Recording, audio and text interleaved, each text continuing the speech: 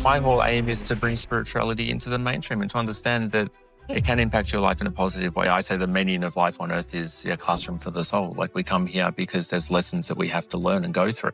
Our soul journey this time is teaching us relationships and self-love and self-healing.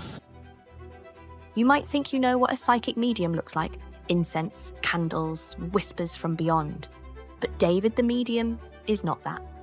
A former corporate counter-terrorism analyst, David was the ultimate skeptic, until a chance reading in suburban Melbourne changed everything. A stranger described secret conversations he'd had with his late grandfather that no one else would know about. And in that moment, his logical world cracked open. Since then, David has devoted his life to bridging two worlds, helping people find peace, closure, and connection with those they've lost. In this episode of Beautiful Inside by Beauticate, he opens up about how trauma shaped his intuition, what the afterlife really feels like, and why he believes life on Earth is a classroom for the soul. It's a conversation that might just change the way you think about death, destiny, and what it means to be alive. Welcome to Beautiful Inside. I'm Sigourney. For over 20 years as a magazine beauty and health director and founder of Beauticate, I've shared stories about how to be beautiful on the outside. But recently, I've also been on my own journey to uncover what it means to be beautiful within. Inspired by my own experiences with mental health and healing, I'm meeting people who have remarkable stories to share. How have they come back from the brink of adversity and reclaimed their power? How do they continue to nurture their inner selves while creating space for joy, beauty, and well-being? Now, before we dive in, I have a small favor to ask you. You have no idea what a difference it makes. Yep, you guessed it.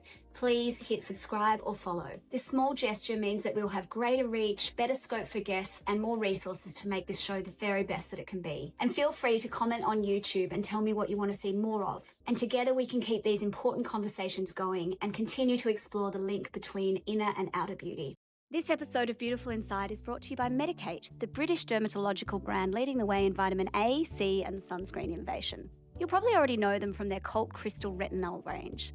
And they've just launched something completely new, Medicaid Advanced Pro Collagen Plus Peptide Cream. Now here's the thing about collagen. Most of us know that you can't just put it on your face and expect a miracle. Well, Medicaid have taken it deeper, creating a high-performance cream that contains growth factor mini protein and a NAD Plus longevity booster. I love this because it's not fluff, it's proper longevity science meeting luxury skincare.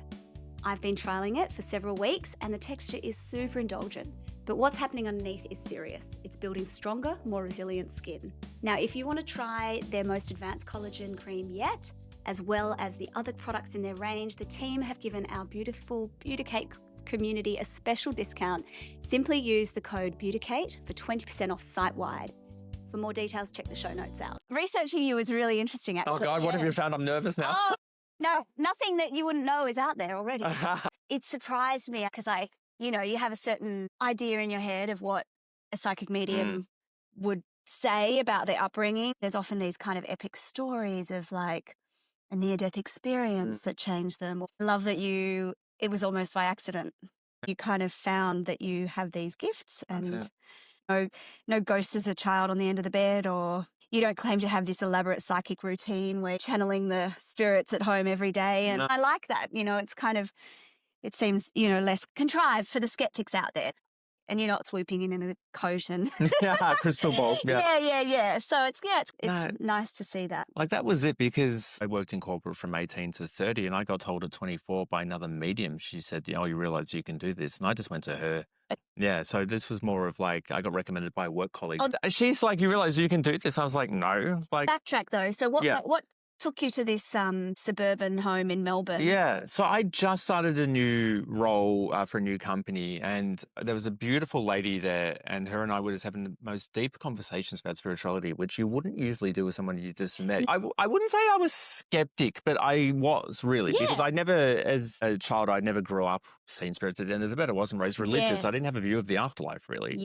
I thought that when we crossed over, we probably did go somewhere, but I didn't believe that they would still communicate back or be able to sort of see everything that we were doing. So she recommended this medium to me, and she says, I really think you'll get value from it. I think you should go. And for me, it was more like shits and giggles. I'm like, yeah, I will. I mean, my grandfather had crossed over by that stage. So if this lady could do it or was the real deal, she can connect with him. And I went into obnoxious because I was a young man in my early 20s, working in legal, loved politics, like very black and white, stereotypical Yes. man. Like if I don't see it, it doesn't exist kind of attitude. And this was even before mediums were really prominent. Yeah. I mean, you had sort of some that had come out into the public space, but she blew my socks off and started doing mentoring with her because she invited me to her workshop. What did she do for you? What did she say, apart from telling you that you could do it too? What did she say to you that made you go, oh my God? Answered conversations I'd had with my grandfather that we could sit here for 100 years and not even guess the topic. And she said it word for word. And it was mentioning kind of like I aim to do, but mentioning names within my family and things that were going on. And, you know, readings is a very personal thing because you are bringing up people's emotional and spiritual things. And a lot of these topics people don't even talk about with their loved ones, let alone in a public forum. So when someone you've never met is bringing them up and discussing them with you, then the logical mind goes, okay, but how would they know that? How are they connecting with that? And the only answer is, well, she's obviously speaking to him because no one else alive knew that. So I did mentoring with her for 2 years and still worked in corporate for that period as well. What was your trajectory, your corporate trajectory? What were you thinking you would do ultimately? I know that you just said that you were going to be working 9 to 5. What was the goal? Well, I was studying counter-terrorism, so I always wanted to go and work for ASIO or the Department of Defense or, you know, as a young gay single man, I was like, I can easily be stationed overseas and be a spy, you know, doing things like that. So, and I was working in, corporate law at the time and I always wanted now to you're a spy on people. Exactly. Now I get into them really deep. Yeah. I'd actually make a great spy soul. Yeah. ASIO, if you're listening, get in touch. Yeah. David the Medium could be... sorry to go off piece a bit here, but my mum is a executive producer for TV. Okay, wow. She did the show The Medium. Was it called The Medium? Oh, yeah. And she's told me some stories about, you know, some of the work that they did. And I mean, I didn't know that sometimes these guys get employed by the police. So, if you wanted to, I'm sure you could. I would still like to be a spy back in. You imagine that's my career trajectory. Suddenly I just disappear off social media and I'm suddenly... in Syria. So that was always my goal. And I think for a lot of us, when we grow up, we're preconditioned by our parents and society that life has to be a certain way because that's what our parents know. That's what our family knows. That's what society has taught us. So for me, it was like, yes, I am going to work a 9 to 5. I am going to have a corporate job. I'm going to have those career aspirations. And to leave that at 30 and then suddenly decide that I'm going to be self-employed and I'm going to try mediumship of all things as a career path or as a soul journey. It's really hard to retrain the mind to sort of let go of everything that you were taught to believe. And I look at spirituality the same for society. Like we've all grown up in the Western world and we all see spirituality as something that is a little bit supernatural, a little bit woo-woo. And it's really hard for people to maybe comprehend that it's energy. It is still around us. Like even in pop culture, like if there's ever a medium in a TV show or a movie, it's usually something that's actually quite scary. It terrifies people. There's not movies about positive mediums most of the time. It's usually things like paranormal activity. So when you're dealing with energies or spirits, it's not in a positive setting. That's interesting, isn't it? So it's even about changing our mindsets around that. Like my whole aim is to bring spirituality into the mainstream and to understand that it can impact your life in a positive way. There's little tools and tricks that you can use that can help benefit your soul journey. Not everyone has to be a medium. Not everyone has to, you know, sit down and do tarot every single morning. But there's little things that you can do that can benefit your life. Like what? Well, even just meditation, for example. Yes. It sounds something that a lot of us seem to think is beneficial, but once you actually get into the habit of doing it, it helps anchor the mind. The biggest misconception around meditation is that people think that we have to shut our mind off. And I actually think it's the complete opposite. You should just center your energy and allow your mind to take you wherever it wants to go. So you don't mind if you're thinking about the dinner shopping list and the... Because it's helping you address things that maybe you're not consciously aware of. So if your mind is taking you to the shopping list, what is it about that needs addressing? Sometimes you go on the most amazing journeys. Yeah. You don't need to be in the silent room going on the whole time. Yeah. You can be sitting out on the street. Do you have a mantra? I have an intention that I set every time where it's just about showing me things that you feel like I need to know. Oh, so I say you that ask to the you. spirit. What's the difference between the universe and the spirit? It's a good question. There isn't. Like, I know every medium listening to that will disagree, but I'm like, it's all the same thing. So the universe is energy. It's energy, exactly. So our universe is our collective environment. So the earth, I say that's the universe, but spirit is the energy center. So that's our loved ones that have crossed over. That's the energy that directs everything. Some people call it God, you know, whatever it may be, a higher power, essentially. You've said that they've gone to heaven. Do you believe in heaven? I do in the sense, but I don't believe it's also the final place that we end up. I actually call it the waiting room. So when we go to the next step after our time on Earth, it is what we would imagine heaven to be. It's incredibly peaceful. Everyone's centered. Everyone's back to being their best self. Like the soul has returned to its natural environment, its natural home. You don't have the human emotions of jealousy or anger or sadness. Like we're all returning to love and peacefulness and happiness. Garden of Eden, does it look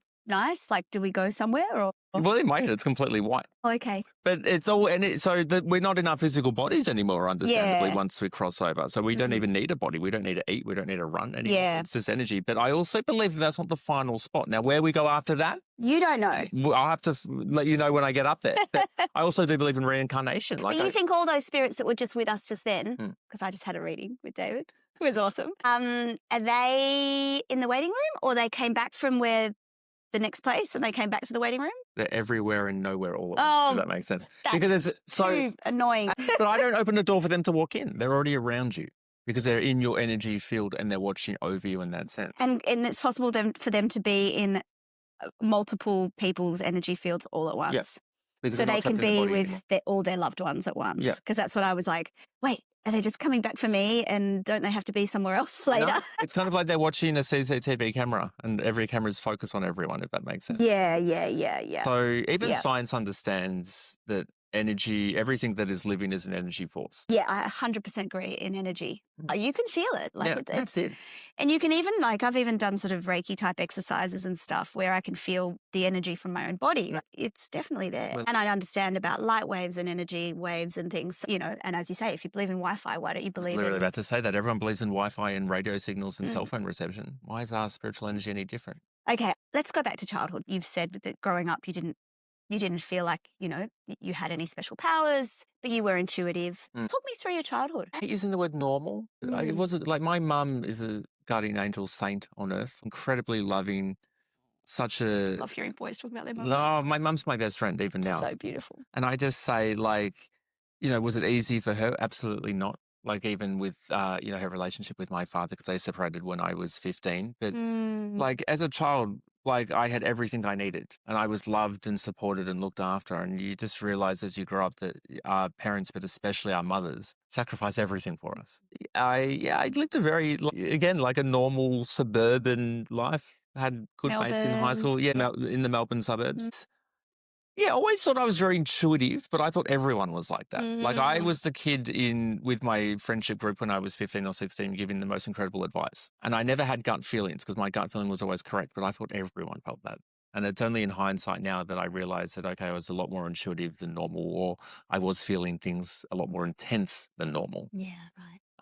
But yeah, I just looked at life and I never saw spirits at the end of the bed, or I never heard voices or anything like that. Yeah. What about teenagehood? As you moved into teenagehood, what did you feel? What was that like for you? Did you feel like everyone else? Did you feel a bit different? It was a lot of different things because, my parents were going through their separation. Yes. I was discovering my sexuality. Yes. Like I'd come out as gay when I was 16. Did you? But knew, really from a younger age anyway. Yeah. How was everyone about that? Fine. I was very fortunate because my family in that sense was just supportive, but I also had friends. Like we're talking, at the turn of the century. Sounds old. The turn of the century. It does. But we're talking a good 25 years ago. Yeah. And even Melbourne, which is a very progressive liberal city now, was very conservative back then. Yeah. But I had friends at school that knew, but I didn't come out publicly to everyone. Did you go to co-ed school? I did, yeah. Yeah. So it was probably a bit easier in that regard. It was in maybe? that sense, yeah. I mean, all my good friends A little were bit. strong females, so Yeah. they were fine with it. Yeah. But I didn't come out publicly because there was kids that did, and they got bullied. And I wanted to avoid that. I didn't want to have to deal with that. So Yeah. I had good friends. Was I the popular kid? No. Was I the outcast? No. Like I was just very sort of under the radar mainstream. There's still some great friends that I've got in my life now from my school years. I just couldn't wait to leave. Like I really wanted to step out into adulthood. Like I wanted to go to uni. I wanted to work. I wanted to travel. I just felt very trapped in the school environment, and I can appreciate school's not for everyone either. But wasn't a bad student, but I wasn't an A+ student either. Yeah, right. Yeah.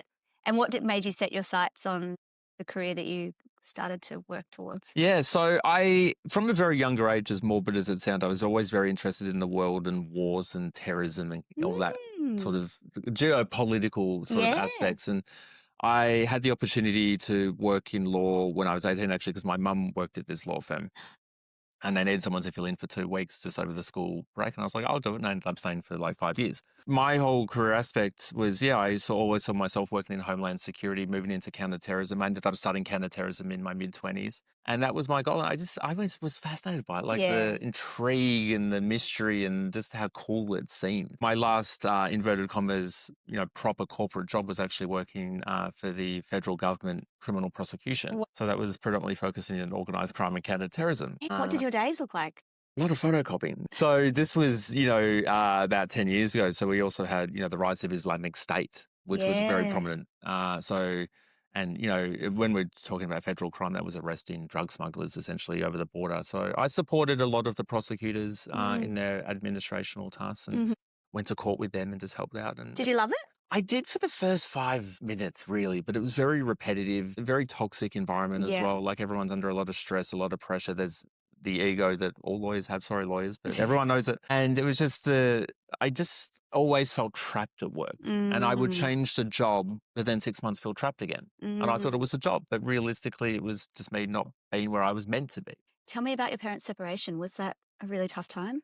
It's one of these things where I look back and, like, for my mum's sake, I wish they probably did it sooner. Wow. Isn't that interesting? Yeah. So many parents stay together for the kids. That's it. And I know that my mum did because, she was all that she cared about was my brother and I and, creating a, positive environment. But I say to every mother, it's more important for your kids to see you being happy and independent than it is to see you being with dad or vice versa for their fathers. So you be happy and independent than it has been with mum. It was, is it easy for any child? No.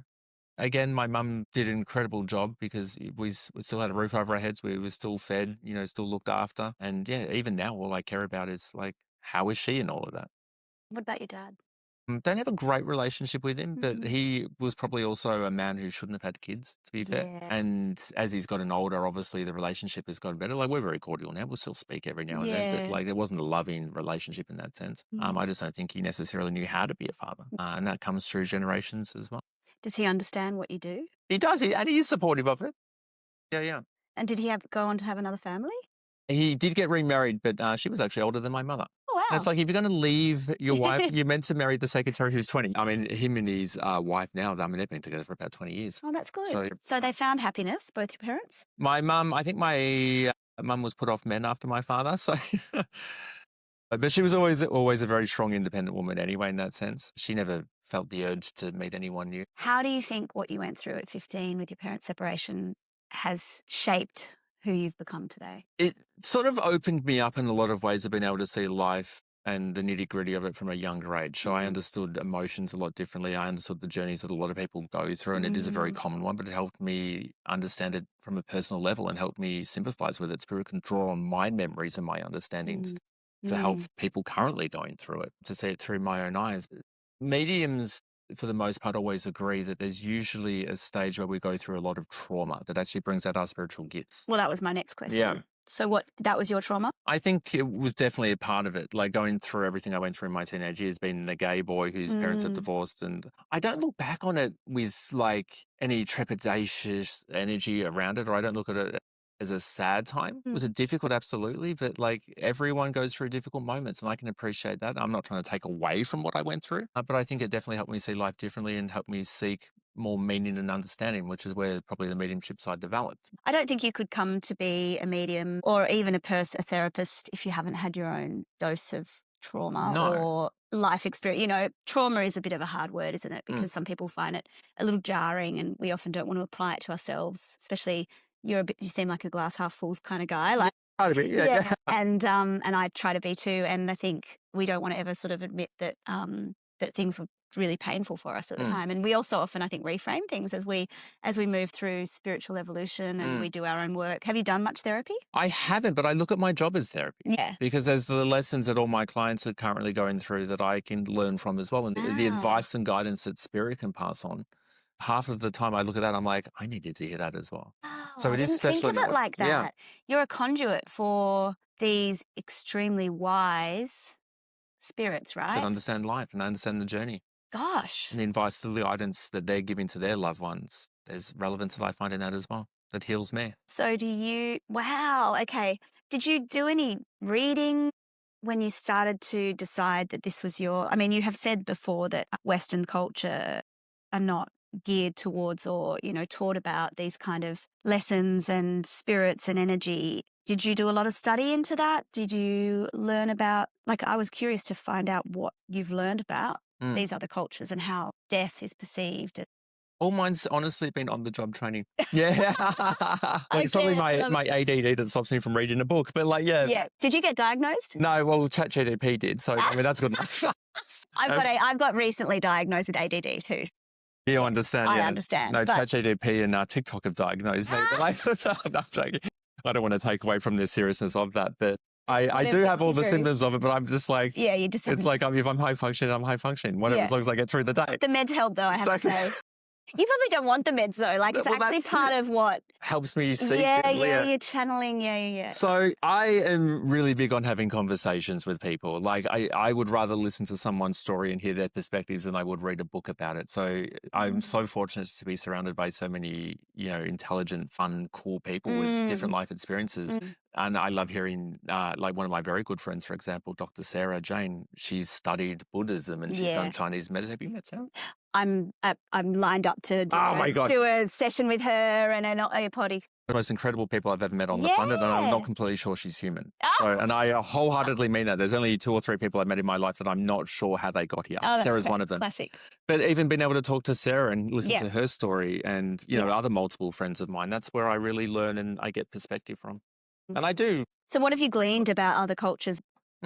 Well, for example, a lot of Eastern cultures understand the energy of spirit. And they understand that it is always around them and that it can help guide them. And there is sometimes negative energies. But then there's other cultures, predominantly even sometimes the Indian cultures or even a lot of more of the tribal African cultures. They also celebrate death because they understand that the soul is transforming and evolving. And even though they've gone through the concept of a physical passing, that it actually is continuing on in higher, grander places. So there are cultures throughout our world at the moment that even though they miss their loved ones, I'm sure they don't have the grief and the sadness of Western culture places on death. The fear as well, the fear. For me, I've got terrible fear around death and about my loved ones dying and intrusive thoughts and, Even as a medium, so do I. Really? Really? Even after hearing all these great stories from your spirit guides. I'm still human. I still love my loved ones and I don't want them to go anywhere and I'll grieve them when they cross over. I can appreciate that I know that life continues after this life, but it doesn't mean that I'll miss them any less. You've said, thank you. You said that the meaning of life is soul development. Do you think that going to therapy and spirituality are kind of like university or getting your master's in soul development? Absolutely, 100%. So I say the meaning of life on earth is classroom for the soul. We come here because there's lessons that we have to learn and go through. When we're in school, we learn English, science and maths, but our soul journey this time is teaching us relationships and self-love and self-healing. So self-awareness and going to therapy is kind of like expediting that kind of 100%. process. It's just it's an extra tool in the toolkit that's helping you understand your journey and helping you understand yourself and helping you understand life in a different way. There's so much benefit to it for everyone. What about those who try to hack or cheat their soul development by doing ayahuasca or DMT? Well, it's not necessarily cheating, I don't see. It's helping them see things in a different thing. But I always say, and this is the cop-out answer, everything we do is part of our journey. If we were meant to be doing something different, we would be. And I think everyone listening can appreciate that there's things in our lives. I know I have it. I can imagine maybe you have it as well, where we look back and I was like, I wished I did that instead. Or why did I do things this way? We all have regrets about our choices. But the simple answer is if we were meant to have done something differently, we would have. So not everyone is meant to do DMT. It's a learning curve. Exactly. Not everyone's meant to do ayahuasca. The people that are, it's part of their soul development and their soul journey anyway. I wouldn't mind. Have you done it? No, I would. Let's go do it together. I don't know if I want to do ayahuasca because I don't like throwing up. Oh. And I'd be worried that might happen. Well, but DMT could be. Yeah. I've read a lot about DMT. I just want to find that the missing pieces of the puzzle. The friends of mine have said, that just put every, purely as a therapeutic thing. It's self-awareness and then soul development. Do you think they're separate? Are they different things? Or is soul development more around spirituality and having faith? Well, I still feel like people can get through the whole journey on Earth and not have self-awareness, to be fair. Well, they're probably learning two separate things. They're just learning different lessons. And because their time on Earth hasn't been a waste, there's still things that they came here to do, but everyone's got different lessons. And I think spirituality is a part of that, absolutely. But the journey can also be very different for everyone. How do you reconcile? I've heard you say something like, your soul agreed to your destiny and everything's preordained. How then do you explain something like a baby dying or children dying? Yeah, it's the most difficult thing we could ever go through. And I worded in the way that we learn the most about who we are and we learn the most about our lives when we go through trauma or grief. Because when everything is positive and happy, we actually don't want to change. And we want everything to stay the same. But going through such loss or such tragedy is when we realize what is important to us or what we do want different in life or how we see ourselves differently. Now, for the soul journey of even babies are crossover, because then we look at that and we're like, well, what was their journey? What was their purpose? It's always the impact that it has on their parents, especially the mother, and everything that she learns in that tragedy and has to go through and feel and acknowledge. You find yourself as a bit of a grief counsellor in these situations, don't you? It's really interesting because I am a psychic medium, absolutely, but I am a grief counsellor, I'm a trauma counsellor, I'm a relationships counsellor, I'm a careers counsellor. And you've never done any training in counselling? Maybe I need to, yeah. Like, that's pretty crazy, right? It's all on the job training. It's the understanding for me about with the guidance of spirit. Like, spirit is my guider. And it's a very special thing to be able to hold space for someone in that sense and allow them the vulnerability to be able to look at life differently or look at really deep issues in their life. And for me, again, I've learned along the way. Like, I am on the journey with all my clients at the same time. What does it feel like? Which part? The messages being passed to you. It's a really special feeling because as a medium, I have the ability to see, hear, and feel. So I can hear spirit talk to me, and sometimes I'll use my inner voice, and then I can feel their emotions or symptoms that they had that maybe caused them to cross over. And to have it all happen at once, it's not a human feeling. Like, because I'm feeling all these different emotions and all these different energies that you wouldn't otherwise feel in the day-to-day life. But I can appreciate I am the medium. Like, I'm literally the middleman here to hold on to that and to be able to pass it on. But it's incredibly special. Is it uncomfortable? Like, you said you get pain sometimes? Well, say, for example, if someone has a heart attack and that's how they unfortunately crossed over, I will feel that, but 1/100th of what they feel. Yes. So my heart will tingle. Oh, yeah. You've told the story of what you felt that day. Yeah. Maybe you should tell it to our... Yeah, when I stood up in front of my mentoring class for the first time. This was way back when David first... This was your turning point, right? This was your, whoa, got something. My life as before and after moment. Yeah. So this was in my mentoring class that I got invited to come and join, and I was very trepidatious about joining because I'm not a medium. Yeah, this was after the spiritual conversation you've been having with that lady. Yeah. Which we kind of got off topic, but I was hoping to get the story out of you. Yeah. This was, 14, 15 years ago now. Yeah. Yeah, it was very casual around her class. How many people? I think that evening there was about 5 or 6. There was usually 5 or 6 each week. It was a very small, intimate class. But hang on. So this was a mentorship group that you went along to. So the lady that you'd been talking to in the office, how had she framed this to you? I go to a mentorship group for medium? Well, no, she'd just been to the medium. So she didn't even know about the mentor group. So this is before. Oh, that's right. Yeah, so she recommended me to go see the medium. You just saw the medium first. Yeah. And she told you about the conversations with your grandfather. Yeah. And then she said, you've got a gift. You should come to my class. Yeah. Great. Okay, so now we're in the class. Yeah, so now I'm in the class. It's a Wednesday night in the Melbourne suburbs, just in the lounge room. And I remember standing up in front of the room being like, this isn't going to work. But she opened up the circle and she said, I want everyone to stand up. So had a few people gone before you? Yeah. And you'd seen what they did? I was like, this is crazy, but I get it. This is fun. And she said, stand up in front of the class. Whatever you see, whatever you feel, whatever you hear, or whatever you feel the need to pass on, just say it. Okay. Save space. Yeah. And I remember standing up in front of the class being like, we'll see. Okay, just tune in. I was very open to it. Well, I wasn't blocking it, very curious by it. Yeah.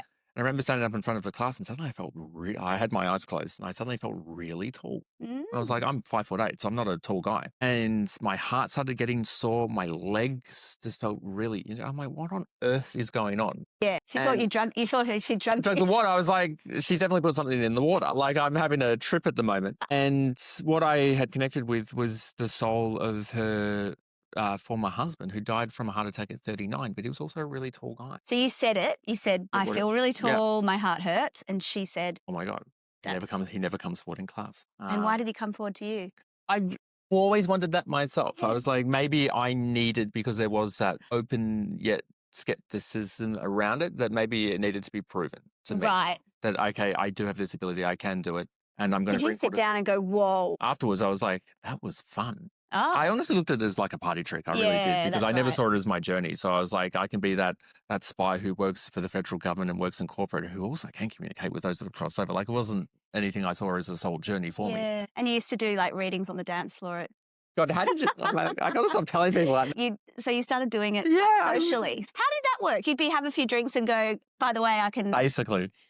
Because the alcohol. Do it in a nightclub. Like. I don't even know. I couldn't even do it now if I tried. That's the funny thing, because my boundaries are so strong now. But I used to, lower my boundaries. Alcohol does that for us anyway. And I had the openness and the willingness to do it, and Spirit was obviously down for it. Some of the craziest things that you told people in those moments at parties. There's a beautiful man now named Alex who lives in Melbourne, and I read him on the dance floor. I was like, your grandmother knows that you're coming to see her tomorrow. And basically what it was, him, his mother and his sister were going to their grandmother's grave the following morning, because it was an anniversary. Wow. And the craziest thing was, I went to a paint and sip. Oh, yeah. Like only about 2-3 years ago. Alex was the host of that. And he's like, you read me on the dance floor at the Pill. His mother was in my audience for my live show at the Sydney Opera House. Oh, wow. Even though they're from Melbourne. She goes, you read my son on the dance floor at the Pill. And she said, and this is all, obviously it was captured by my videographer. This was all on tape. And I was like, what are the chances? Yeah, well, quite high. She'd seen what you could do. So she's obviously, I think it's like that, isn't it? You've said before that, you never talk about a bad medium, but you talk about a good one. You talk about the experiences that you had, because they're a bit like, woo. And how much of it is, and how much of coincidence is coincidence? Nothing's a coincidence. The universe is so complex that everything has purpose. So whenever you say a coincidence, it's a sign. I always say that. There's nothing is a coincidence. And you also say déjà vu is a sign that you're on the right path. So, okay, I'll think about that. Is energy healing a part of what you do? Not directly, but it's what Spirit is able to pass on to people, I think, helps energize and lift part of their souls and helps heal emotionally some of the traumas that they're going through, which is a form of energy healing. What do you think of energy healing? Wholeheartedly, because it's all energy work. We're all doing energy work. From How do you know if you've got a good energy healer? I see, for me, it's all, again, word of mouth. I think it's incredibly important. If you know someone who's had a really positive experience, it will find its way to you. If you can have a session and feel lighter or provided with a bit more clarity afterwards, people physically feel the change within their bodies. Yeah. So that's how you know you've got a good one. Have you done any energy healing yourself? I have. I've done Reiki previously. I haven't done it personally, but I've had it done to me. Yeah. It just provides me with a lot more clarity. Even with Dr. Sarah Jane that I mentioned, I remember after her session, my mind felt so clear and my body just felt very grounded. Yeah. Do you ever get negative downloads or bad news for people that you just decide not to pass on? It decided very early on in my journey that it wasn't for me to filter or not pass on. So whatever Spirit tells me or whatever they allude to, it's not for me to decide not to do it. But if Spirit ever does bring up anything negative or something that's overtly not positive, it's always with the aim of how you work through it or how you work around it. They're never going to just drop a bomb on you and leave it, because it's always with wanting to provide guidance or support around how to emotionally, physically, mentally cope with it. So you never get people saying they're going to die in this way? Even when I've read for terminally ill people, Spirit never says when you're going to cross over, because life is about everything that happens before that moment and everything that happens after the moment.